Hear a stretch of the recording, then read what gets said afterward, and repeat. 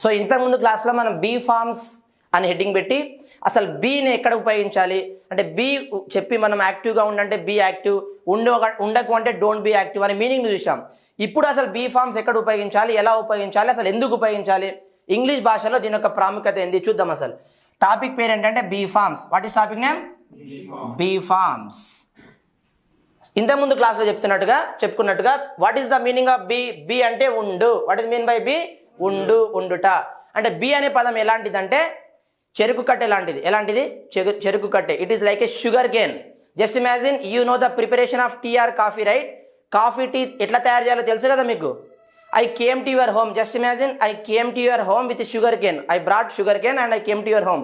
I'm asking you, requesting you to prepare either coffee or tea by using sugar cane instead of using sugar and jaggery. Jaggery అంటే బెల్లం, sugar అంటే చక్కెర. ఈ రెండు వాడకండి. దానికి బదులుగా చెరుకు కట్టే షుగర్ కేన్ వాడి మీరు కాఫీ లేదా టీ తయారు చేయమన్నా. Is it possible? నో. మన షుగర్ కేన్ ఉపయోగించి డైరెక్ట్ కాఫీ లేదా టీ తయారు చేయలేం. Yes or no? Sugar cane ఉపయోగించి కాఫీ లేదా టీ తయారు చేయలేం. కానీ దాని నుంచి తయారైనటువంటి చక్కెర, బెల్లం ఉపయోగించి మనం కాఫీ టీ తయారు చేయొచ్చా లేదా? షుగర్ అండ్ జాగర్ ఉపయోగించి we can prepare tea or coffee which are made from sugar cane. Isn't it? Where they are made from? ఎక్కడి నుంచి తయారయ్యాయి? They are made from sugar cane. Sugar cane నుంచి తయారైనాయి. am I right?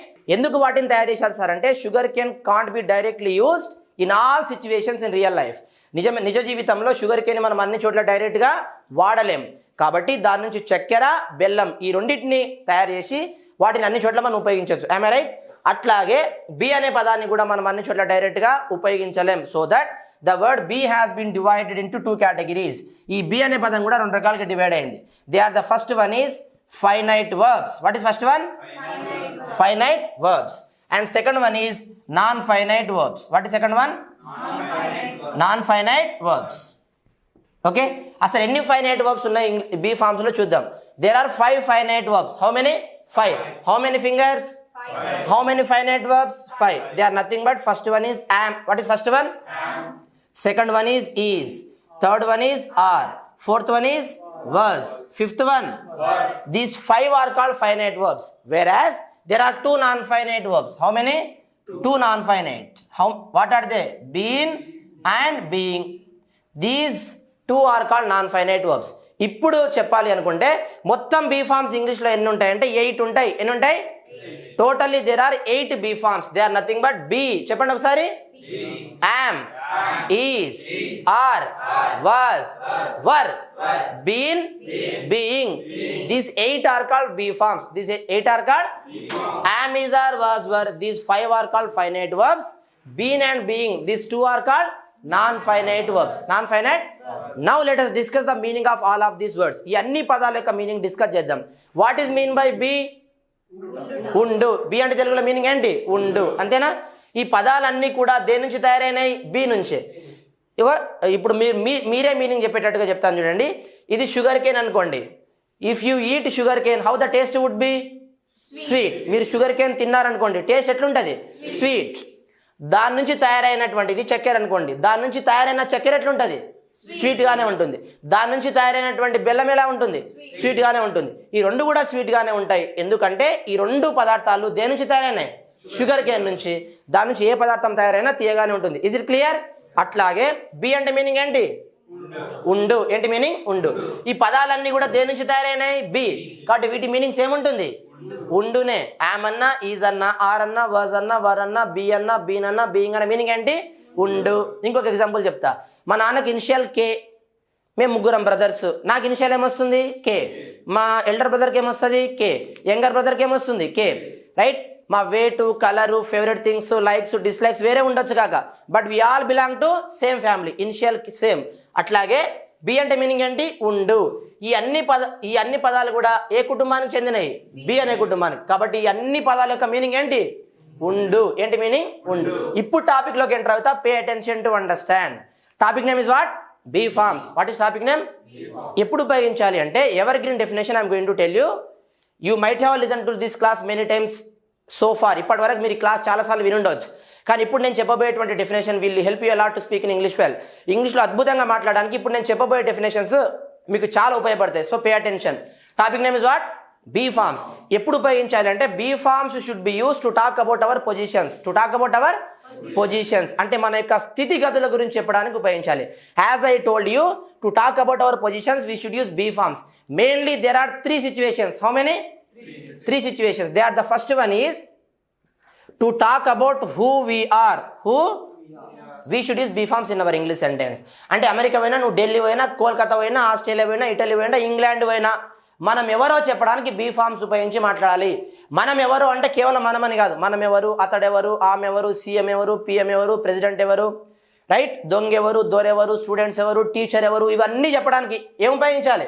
Be forms. There is no other topic, ఇంకో topic లేదు. Next one is to talk about how we are. How we're అంటే మనం ఎలా ఉన్నామో చెప్పడానికి. మనం అంటే కేవలం మనం కాదు, ఇక్కడ అందరు వస్తారు. ఒక వస్తువు అయినా, ప్లేస్ అయినా, నేనైనా, నువ్వైనా, అతడైనా, ఆమెైనా, వారైనా, ఎలా ఉంది పలానా వస్తువు లేదా ఒక మనిషి ఎలా ఉన్నాడు చెప్పడానికి ఏం ఉపయోగించాలి? Be forms. ఏం ఉపయోగించాలి? And third thing is to talk about where we're. Where అంటే మనం ఎక్కడున్నామో చెప్పడానికి బీ ఫార్మ్స్ ఉపయోగించి మాట్లాడాలి. మనం ఎవరము, ఎలా ఉన్నాం, ఎక్కడున్నాం చెప్పండి ఒకసారి. మనం ఎవరము, ఎలా ఉన్నాం, ఎక్కడున్నాం, ఈ 3 విషయాలు మాట్లాడడానికి కంపల్సరీ బీ ఫార్మ్స్ ఉపయోగించి మాట్లాడాలి. Let me give the live example to make you understand well. Stand up Pavan. Admission తీసుకున్నాడు. After taking admission every student will become the student of this institute. Yes or no? Admission తీసుకున్న తర్వాత ఈ institute యొక్క student అయిపోతారా లేదా? Admission తర్వాతనే నా permission అడుగుతాడు. ఇప్పుడు క్లాస్ చెప్పేటప్పుడు మే కమిన్ సార్ అని, బయటికి వెళ్ళు. నేను క్లాస్ చెప్పేటప్పుడు మే కమిన్ అన్ను. ఓకే, అసలు క్లాస్లో ఉన్నావుగా, బయటికి వెళ్ళు. Right, now see one more live example I am going to give you to make you understand well. Ask my permission to get in. May I come in, sir? Yes, get in. During the class, while I am teaching the class, you are disturbing me. Who are you? I am. Who are you అంటున్నా. ఏమంటున్నా? తను అనుకుంటున్నాడు, sir నేను admission తీసుకున్నా కదా, మొత్తం డబ్బులు తీసుకొని ఇదేం పంచాయతీ సార్, ఇలా ఏం క్వశ్చన్ అడుగుతున్నారు. Who are you? I am student. I am a student. Say loudly. I am a student. I am a student. నేను ఒక స్టూడెంట్ని అని చెప్పడానికి move back. I'm a student, నేను ఒక స్టూడెంట్ని అని చెప్పడానికి తను ఏ పదం వాడాడు? ఐఎమ్. ఐఎమ్ అంటే ఏంది? Be form. ఐఎమ్ అంటే ఏంటి? Be form. Understood well? Right, you go. ఇప్పుడు Pavan he standing there and he's going to call mister Somu. Somu Somu అని పిలవాలి క్లాస్ చెప్పేటప్పుడు. Okay, start. Somu. Dear students, one more live example let me give you to make you understand well. Call him continuously. Somu. Class చెప్పేటప్పుడు he's disturbing me. While I'm teaching the class he's disturbing me. Who is he mister Somu? Who is he? He is my friend. He is my friend. అతడు నా friend అని చెప్పడానికి తను ఏ పదం వాడాడు? Is. Is అంటే ఏంటి? Be form. What is is? Be form. Clear? ఎంత క్లాప్స్ కొట్టండి తనకి. కూర్చో. రైట్, నెక్స్ట్ జస్ట్ ఇమాజిన్ ఇక్కడ డాన్సర్స్ ఉన్నారు. Dancers are here but I don't know that they are dancers. వారు డాన్సర్స్ అని నాకు తెలియదు. నేను అడుగుతున్నా మిమ్మల్ని, హూ ఆర్ దే? ఏం చెప్తారు ఆన్సర్? They are dancers. వాళ్ళు డాన్సర్స్ అని చెప్పడానికి మీరు ఏ పదం వాడారు? ఆర్. ఏం వాడారు? ఆర్. ఆర్ అంటే ఏంటి? Be form. What is are? Be form. Singer వచ్చింది, హూ ఈజ్ షీ అని అడుగుతున్నా, ఏం చెప్తారు? She is a singer. తను ఒక సింగర్ అని చెప్పడానికి ఏ పదం వాడారు? ఈజ్. ఈజ్ అంటే ఏంటి? Be form. ఆమె ఒకవేళ టీచర్ అయితే ఏం చెప్తారు? She is a teacher. ఆమె లాయర్ అయితే, తను మీ మదర్ అయితే, she is my mother. Okay, అతడు మీ ఫాదర్ అయితే, he is my father. Brother అయితే, అతను డాన్సర్ అయితే, హీ ఈజ్ ఏ డాన్సర్. అలా చెప్పాలి. Got it? Next, what is it అన్న? What is it?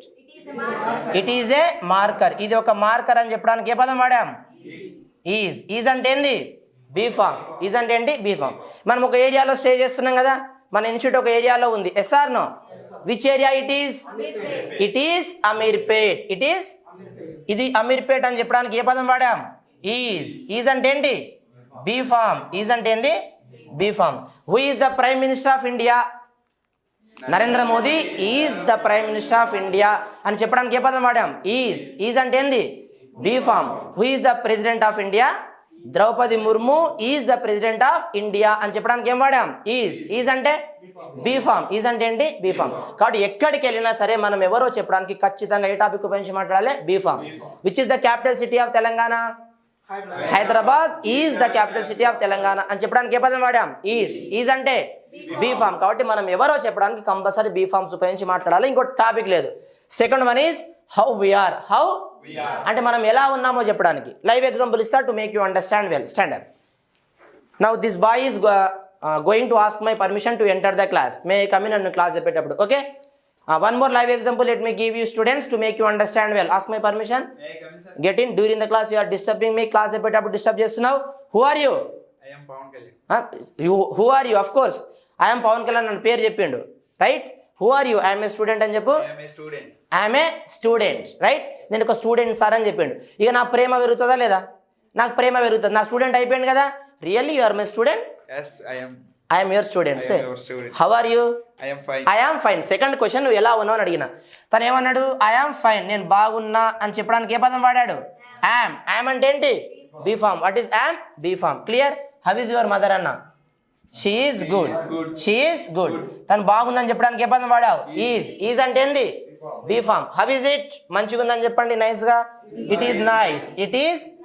ఇది బాగుందని చెప్పడానికి ఏ పదం వాడాం? ఈజ్ అంటే ఏంటి? Be form. How is Mahesh Babu అన్న? He is handsome. చెప్పండి. హీ ఈజ్ హ్యాండ్సమ్ అని చెప్పడానికి ఏం వాడాం? ఒకవేళ అమ్మాయి ఉంటే ఏం చెప్పాలి? షీ ఈజ్ బ్యూటిఫుల్ అనాలి. ఏమనాలి? కాబట్టి మనం ఎలా ఉన్నామో చెప్పడానికి ఖచ్చితంగా ఏ టాపిక్ ఉపయోగించి మాట్లాడాలి? బీ ఫామ్ ఉపయోగించి మాట్లాడాలి. Is it clear? Last one is to talk about where we're. మనం ఎక్కడున్నామో చెప్పడానికి బీ ఫామ్స్ ఉపయోగించి మాట్లాడాలి. అర్థమవుతుందా? లైవ్ ఎగ్జాంపుల్ చెప్తా చూడండి. ఫర్ ఎగ్జాంపుల్ జస్ట్ ఇమాజిన్, మీకు ఫోన్ చేసి మీ పేరెంట్స్ మీ బ్రదర్ అడుగుతున్నారు, ఇంటి దగ్గర లేవు నువ్వు, వేర్ ఆర్ యూ అంటారు. ఏం చెప్తారు? ఇప్పుడు ఎక్కడున్నారు మీరు? I'm in the class room. I'm in the, నేను క్లాస్ రూమ్లో ఉన్నా అని చెప్పడానికి ఏ పదం వాడారు? యామ్ అంటే ఏంది? Be form. యామ్ అంటే ఏంటి? Be form. Got it? ఇన్ క్లాప్స్ పెట్టండి. కూర్చో. Next, where is your father అన్న? Where is your father? మీ ఫాదర్ ఎక్కడ ఉన్నారు అని అడిగాను. He's at home. He's at, తన ఇంటి దగ్గర ఉన్నాడని చెప్పడానికి ఏ పదం వాడాం? ఈజ్. ఏం వాడాం? ఈజ్. కాబట్టి మనం ఎవరము, ఎలా ఉన్నాం, ఎక్కడున్నాం, ఈ మూడు విషయాలు చెప్పడానికి ఖచ్చితంగా ఏ టాపిక్ ఉపయోగించి మాట్లాడాలి? Be forms. There is no other topic. Evergreen definition I'm telling you to talk about who we are, how we are, where we are. We should use be forms in our English sentence. As I told you, నేను ఇంతకుముందు మీకు చెప్పినట్టుగా 30 to 40% ఇంగ్లీష్లో maximum be ఫామ్సే ఉంటాయి. మేము మీకు live example ద్వారా చూపిస్తా. Right? Stand up Ramya. Open that book. మన బుక్లో ఒక స్టోరీ ఉంది, తను ఒక story చదవబోతుంది.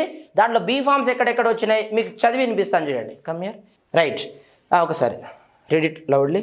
7 billion people are on this earth. చూడండి, 7 billion people are on this earth అని చెప్పింది. దాంట్లో ఏముంది? ఆర్. ఆర్ అంటే ఏంది? Be form. ఆర్ అంటే ఏంటి? Be form. 7 billion people are on this earth అని చెప్పడానికి ఏం వాడాం?